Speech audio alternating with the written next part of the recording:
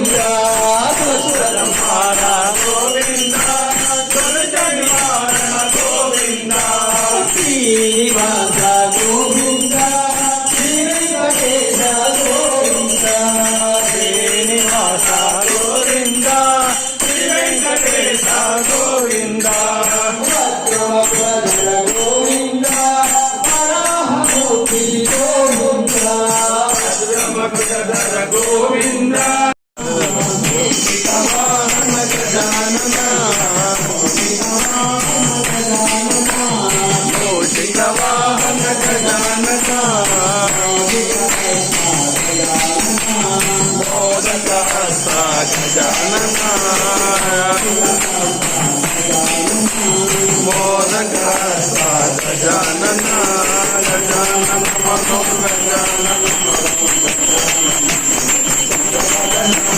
गजानन मनो गजानन त्रिशूलपाणि शंकर शिवा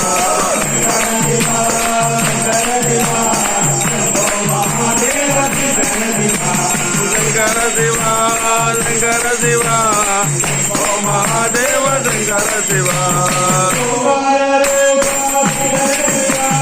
ओंकार रूप शंकर शिवा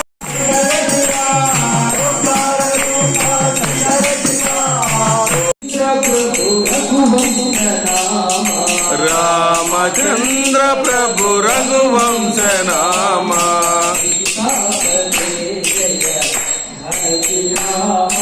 सीतापते जय जानकी रामा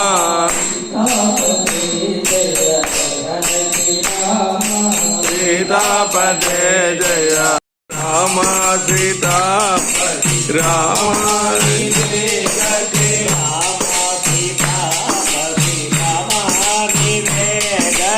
रामा सीतापते रामा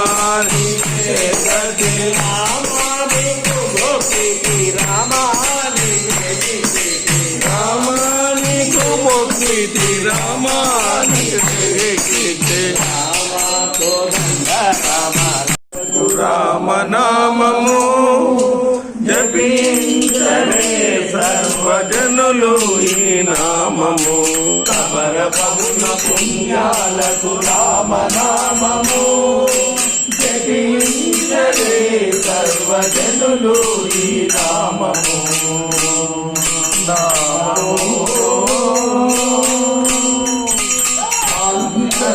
రామచంద్ర నామము గాతులకు రామభద్ర నామము శాంతికరము రామచంద్ర నామము గాతులకు రామభద్ర నామము ఇంత సుఖమిచ్చు రఘువీర నామము ఇంత సుఖమిచ్చు రఘువీర నామము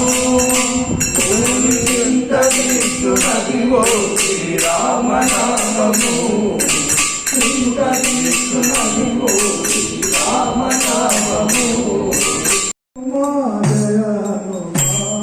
జయ జయ హనుమా జయ హనుమా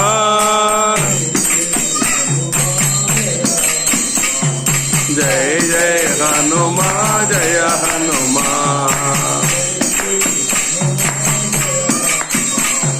जय जय हनुमा जय हनुमा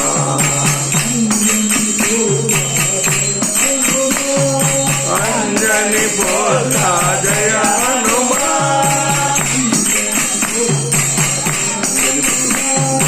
अंजनी बोला जय हनुमा आत्मा रामानंद रमणा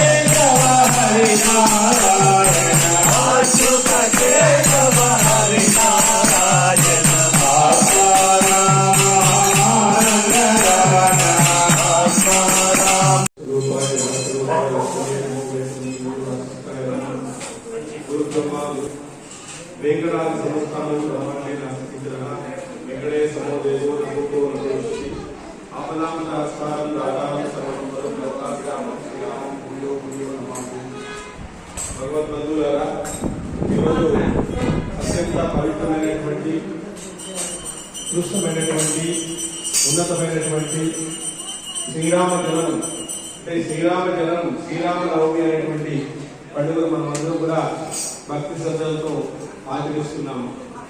శ్రీరాముడు పుట్టి వరకు 2,48 సంవత్సరాలు 2,48 లక్షల.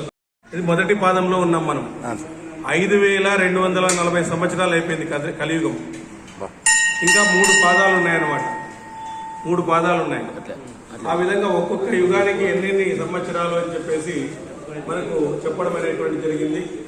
కాబట్టి 2,48,00,000 సంవత్సరాల తర్వాత కూడా ఒక వ్యక్తిని మనం గుర్తుపెట్టుకుంటున్నాము అంటే అతను ఎంత చిరస్మరణీయుడో, ఎంత గొప్పవాడో, ఎంత ఉన్నతమైనటువంటి వాడో, ఎంత ఉత్కృష్టమైనటువంటి వాడో మనం తెలియజేసుకోవచ్చు. అతని కంటే అతని నామం పవిత్రమైందని చెప్పేసి ఆంజనేయ స్వామి అన్నాడు. స్వామి, మీరు అయోధ్యకు పరిమితమైతే మీ నామము 3 లోకాలకి పరిమితమైపోయింది. 3 లోకాలని మనకు పాపం లేకుండా చేస్తా ఉంది. అందరికీ కూడా మీ నామం వల్ల పాపాలు పోగొట్టుకుని పుణ్యాలు కావడం అనేటువంటి జరుగుతుంది. ఎట్లా జరుగుతుంది అంటే రాముని కథని ఎవరైనా వింటే వాళ్ళ రాముని యొక్క లక్షణాలు వచ్చేస్తాయన్నమాట. రాముని కథను ఎవరైనా వింటే రాముని లక్షణాలు వచ్చేస్తాయి. కాబట్టి అతను మంచివాడిగా మారుతాడు, పవిత్రమైనటువంటి వాడిగా మారుతాడు. పవిత్రమైనటువంటి వాడిగా మారిన తర్వాత అతని యొక్క పాపాలన్నీ కూడా వెళ్ళిపోతాయి. అతను పుణ్యాలు చేయడం అనేటువంటిది మొదలు పెడతాడు. అందువల్లే రామనామం యొక్క మహిమ చాలా గొప్పది అంటాడు. ఒకసారి శనీశ్వరుడు వస్తాడు ఆంజనేయ స్వామిని పట్టుకోవాలని చెప్పేసి. ఆంజనేయ స్వామిని పట్టుకోవాలని వస్తే ఆయన రామనామాన్ని జపిస్తూనే ఉంటాడు. శనీశ్వరునికి ఒక మాట ఉందంట, రామనామము జపించకపోతే నువ్వు ఆయన్ని పట్టుకోవచ్చు, కానీ రామనామం జపించే వాళ్ళని నువ్వు పట్టుకునే ఛాన్స్ లేదని చెప్పేసినాడు. ఆయన రోమంలో కూడా ఆయనకి ఎన్ని వెంట్రుకలు ఉన్నాయో అన్ని వెంట్రుకల సంఖ్య కలిగినటువంటి రామనామాన్ని ఉచ్చరించినాడంట. కొన్ని కోట్ల రామనామాల్ని ఉచ్చరించడం వల్ల శనీశ్వరుడు ఆంజనేయ స్వామిని పట్టుకోలేకుండా పోయినాడంట. కాబట్టి శివుణ్ణి పట్టుకున్నాడు మళ్ళీ, కానీ శనీశ్వరుడు ఆంజనేయ స్వామిని పట్టుకోలేకుండా పోయినాడు. కాబట్టి రామనామం అంటే అంత ఉత్కృష్టమైనటువంటిది. 2 మహామంత్రాల నుంచి వచ్చినటువంటి నామం అది. ఆషామాషి నామం కాదు. 2 మంత్రాల మహామంత్రాలవి. ఓం నమో నారాయణాయ, ఓం నమ శివాయ. ఓం నమో నారాయణాయలో ఐదవ అక్షరము, ఓం నారాయణాయలో 2వ అక్షరము. 5 × 2 10, 10 × 10 × 10 అంటే 3 సార్లు రామనామాన్ని పలికితే 1000 సార్లు రామనామం పలికినట్లు అనమాట. 3 సార్లు రామనామాన్ని పలికితే మనము 1000 సార్లు రామనామం పలికినట్ల అని చెప్పేసి మనకు విష్ణు సహస్రనామంలో ఈశ్వరుడే స్వయంగా పార్వతీదేవికి చెప్పడం అనేటువంటి జరిగింది. కాబట్టి రామనామముతో వశిష్ఠ విశ్వామిత్రులే కాదు, మారీచుడు సైతం రామని గుణాలను మెచ్చుకున్నాడు. 3 సార్లు రామ అని అంటే శివకేశవులిద్దరినీ కూడా స్మరించినటువంటి ఫలితం అనేటువంటిది వస్తుంది అని చెప్పేసి చెప్పడం అనేటువంటి జరిగిందనమాట. కాబట్టి రామనామం యొక్క మహిమ అపారమైనటువంటిది, తారక మంత్రమైనటువంటి నామము. ఈ స్వయంగా ఈశ్వరుడే అందరికీ చెప్పినటువంటి నామము. ఈ నామముతో మీరు భగవంతుని చేరవచ్చు అని చెప్పినటువంటి నామము ఈరోజు. కాబట్టి రాముని యొక్క లక్షణాలైనటువంటి పూర్వభాషి అంటే ముందే మాట్లాడించేటువంటి వాడు, స్మిత భాషి నవ్వుతూ మాట్లాడుతుండేటువంటి వాడు, మిత భాషి ఎంత అవసరమో అంతే మాట్లాడేటువంటి వాడు, మధుర భాషి మధురంగా మాట్లాడేటువంటి వాడు. కాబట్టి ఈ లక్షణాలను మనమందరూ కూడా పుణికిపుచ్చుకుంటే రాముని యొక్క అనుగ్రహము మనకందరికీ కూడా లభించడం అనేటువంటిది జరుగుతుంది. కాబట్టి అట్లాంటి రామనామాన్ని మనమందరూ కూడా 7వ అవతారంగా రాముడు ఉద్భవించినాడు. అంటే 6 గుణాలను దాటితే 7వ గుణంగా మనకు ఆనందం అనేటువంటిది లభిస్తుందంట.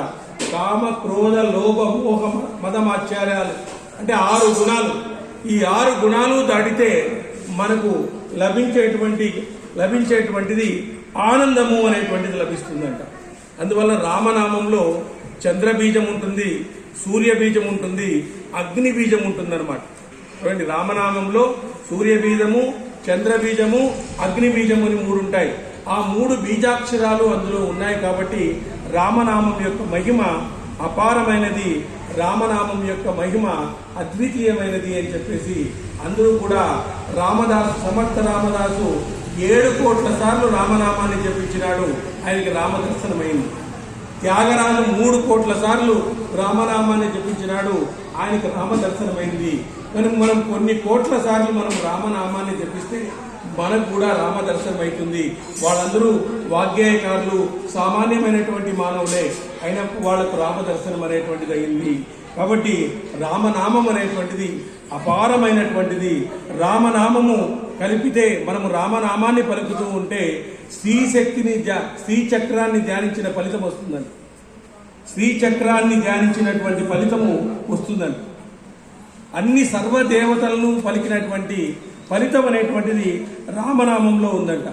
ఓసారి రామాయణంలో 100 కోట్ల పద్యాలు ఉన్నాయంట, 100 కోట్ల శ్లోకాలు ఉన్నాయంట ఈశ్వరుని దగ్గర.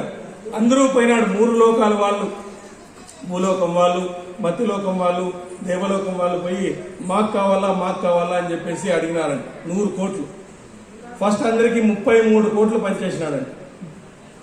33 కోట్లు. ఇంకెన్ని కోట్లు మిగులుతాయి? 1 కోటి మిగులుతుంది. 33 99 కోట్లు అయిపోయాయి. ఇంకొక కోటి మిగులుతుంది. మళ్ళీ పంచండి అని చెప్పినారు. 33 లక్షలు అయింది. 33 లక్షలు పనిచేసినాడు. అప్పుడు 1 లక్ష మిగిలింది. మళ్ళీ పంచండి అని చెప్పినాడు. 99,99,000 పనిచేసినాడు. ఇంకా 1000 మిగిలింది. మళ్ళీ పంచడం జరిగింది. 990 చేసేసినాడు. 990. ఆ విధంగా పంచాయతీ. మళ్ళీ పంచండి అని చెప్తే ఇంకా 32 అక్షరాలు ఉన్నాయని చెప్పినాడు. అవి కూడా పంచాల్సిందే అని చెప్పినాడు. అవి కూడా పంచాల్సిందే అంటే 10 పంచేసినాడు. ఇంకా 2 అంటే పంచగలదు కాబట్టి నా దగ్గరే ఉంచుకుంటాను అన్నాడు. ఆ 2 పదాలే రామ అని. అందువల్ల చూడండి, శ్రీ అనేటువంటి పదముతో మొదలవుతుందంట 100 కోట్ల రామాయణం. రామ అనేటువంటి దాంతో ఎండ్ అవుతుందంట. కాబట్టి శ్రీరామ అంటే 100 కోట్ల శ్లోకాలు పలికినటువంటి ఫలితం వస్తుందండి. 100 కోట్ల ఫలితము 100 సార్లు 100 కోట్ల శ్లోకాలన్నీ పలికినటువంటి అర్థం అనేటువంటిది వస్తుందంట. కాబట్టి ఈ నామం యొక్క ఇది గొప్పతనము అమూల్యమైనటువంటిది, అపారమైనటువంటిది. అందుకే శివుడు కాశీలో కూర్చొని చనిపోయిన వాళ్ళందరికీ కూడా తారక మంత్రాన్ని నేను ఉపదేశిస్తాను ఇక్కడ అని చెప్పేసి శివుడు ప్రతిజ్ఞ చేసి కాశీలో ఉంటాడంట. అందువల్లే కాశీలో చనిపోతే చాలా పుణ్యము అని చెప్పేసి చాలా మంది అంటారనమాట. అక్కడ ఆయన తారక నామాన్ని ఉపదేశించి ఆయన మోక్షానికి పంపిస్తాడంట. ఆ విధంగా మనము భగవంతుని యొక్క దయతో ఈ ఏటిగడ్డ ఆంజనేయ స్వామిగా బృందంగా ఏర్పడి దాదాపుగా ఒక 4 సంవత్సరాలు అందరూ కూడా ప్రయాణం చేసినాము. మధ్యలో లుకలుకలు వివాదాలు ఏవైనా ఉన్నప్పటికీ కూడా అందరూ కూడా కలిసి ఉన్నాము. దాంట్లో బాలకాండ పూర్తి చేసుకున్నాము. తర్వాత అయోధ్యకాండను కూడా మొన్ననే పూర్తి చేసుకోవడం జరిగింది. మరి ఈరోజు పరమ పవిత్రమైనటువంటి శ్రీరామనవమి కాబట్టి ఈరోజు అరణ్యకాండను మొదలు పెట్టేసి మనము ప్రవచనాన్ని ముగిస్తాము. ఈరోజు అరణ్యకాండ అంటే భగవంతుడు చిత్రకూట పర్వతం నుంచి అనేక మునులను సేవిస్తూ చిత్రకూట పర్వతం నుంచి ఎక్కడ వెళ్ళినాడంటే దండకారణ్యంలోకి వెళ్ళినాడు. దండకారణ్యంలోకి పోతున్నాడు. అక్కడ అరణ్యకాండ అనేటువంటిది మొదలవుతుంది.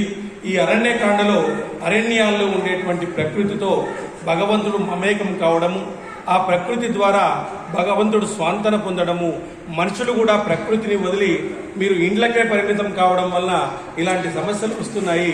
ప్రకృతి సిద్ధమైనటువంటి ఇలాంటి క్షేత్రాలకు వచ్చి మీరు బాగా సేద తీరండి. ఆ విధంగా భగవంతుని అనుగ్రహం అనేటువంటిది కలుగుతుంది అని చెప్పేసి ఇక్కడ సీతారామ లక్ష్మణులు దండకారణ్యం నందు మునుల ఆశ్రమంలో ప్రవేశించుట, మునులు వారికి అతిథి సత్కారాలను గావించుట. తిరుగులేని మహావీరుడు, ధైర్యశాలి అయినటువంటి శ్రీరాముడు సామాన్యులు అడిగేటకు అజాత్యమైనటువంటి దండకారణ్యంలో ప్రవేశించినాడు. అచ్చట ఆయనకు అనేక తాపాశ్రమములు కనబడినవి. చూడండి, శ్రీరాముడు ఎట్లాంటి వాడు? మహావీరుడు, తిరుగులేని మహావీరుడు, ధైర్యశాలి, సామాన్యులను పట్టుకునేటువంటి వాడు. ఎవరైనా కూడా ఎక్కడైనా కూడా ప్రవేశించగలడు అని అరణ్యకాండ మనకు తెలియజేస్తుందన్నమాట. ఆ విధంగా దండకారణ్యంలోకి ప్రవేశించడము, అనేక ఆశ్రమాలను సందర్శించడము, అచ్చట దర్భలు నారచీరలు కానవచ్చుచున్నవి. తాపసులెల్లరూ వేద పఠనము గావించుతున్నారు. వారి దివ్యోప ప్రభావం చేత బ్రహ్మ తేజోమయమై ఉన్నటువంటి ఆశ్రమ ప్రదేశం అంతయు రాక్షసులు మధ్యాహ్న సమయంలో సూర్యమండలం వల్లే రాక్షసులకు దుర్భిక్షమైనది. అక్కడ రాక్షసులు ప్రవేశించడానికి అవకాశమే లేదు. ఎందుకంటే రామనామము భగవన్నామం ఎక్కడైతే ప్రవేశిస్తూ ఉందో అక్కడ రాక్షసులు ఎక్కడా ప్రవేశించలేరు. ఎప్పుడైతే అడవిలో సింహం అనేది కనబడుతుందో మిగతా జంతువులన్నీ కూడా పరిగెత్తిపోతాయో అలాగా భగవన్నామం ఎక్కడైతే స్మరించబడుతుందో మిగతా పాపాలన్నీ కూడా వెళ్ళిపోవడం అనేటువంటి జరుగుతుంది. రామ అని పలికితే, రా అని పలికితే మనం చేసినటువంటి పాపాలన్నీ కూడా బయటకు వెళ్ళిపోతాయంట. మా అని పలికితే అవి బయటే ఉండిపోతాయంట, లోపలికి వచ్చే అవకాశం లేదు. కాబట్టి రామ అని పలికితే మన పాపాలు పోవడం అనేటువంటి జరుగుతుంది. ఆ రెండు అక్షరాలకు అత్యద్భుతమైనటువంటి ఆ ఆకర్షణ శక్తి అనేటువంటిది ఉంది అని చెప్పి చెప్తారు. ఈ ఆశ్రమ సముదాయం సకల ప్రాణులకు సురక్షితమైనటువంటి నివాస భూమి. ఈ ఆశ్రమ ప్రాంగణములంతయు స్వచ్ఛగా ఉండను. ఆ ప్రాంతములు మృగములు ప్రశాంతంగా జీవిస్తున్నది. చూడండి, అక్కడ మృగములన్నీ కూడా ప్రశాంతంగా జీవిస్తున్నాయంట. వాటి సహజ వైద్యాన్ని మరచి జీవించడం అనేటువంటిది ఉందన్నమాట. భవిష్యాతు మహారణ్యం దండకారణ్యే మహాత్మవాన్ దశస్య రామోదృశ్య తాపస్వ శ్రమమండలం అని చెప్తున్నాడు. కుశచీర పరీక్షం బ్రహ్మ లక్ష్య సమావృతం యథా ప్రతీప్తే దృష్టినం గగనే సూర్యమండలం. ఆ విధంగా అక్కడ అనేక రకాలైనటువంటి సహజమైనటువంటి శత్రుత్వాన్ని వదిలేసి అన్ని కూడా ప్రకృతి అంతా కూడా భగవంతునికి సహకరిస్తుంది. ఎవరికైతే సత్య ధర్మాలు ఉంటాయో వాళ్ళకు ప్రకృతి కూడా సహకరిస్తుంది అని చెప్పినటువంటి గొప్ప కావ్యము రామాయణ కావ్యము అని చెప్పి చెప్పడం అనేటువంటిది జరుగుతుంది. హరి ఓం స్వస్తి. నారాయణ హరి నారాయణ నారాయణ హరి నారాయణ నారాయణ హరి నారాయణ నారాయణ హరి నారాయణ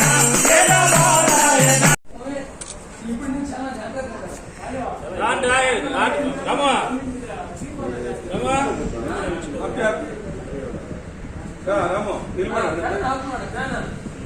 ఫోటో తీరా ఫ్యామిలీ అయ్యా అంత గుడ్డుగా అయిపోతుంది. ఏడిది కనపడతాండా చాలా కనబడలేదు. రండి. సెల్ఫీ తీద్దాం. నేనే బాగా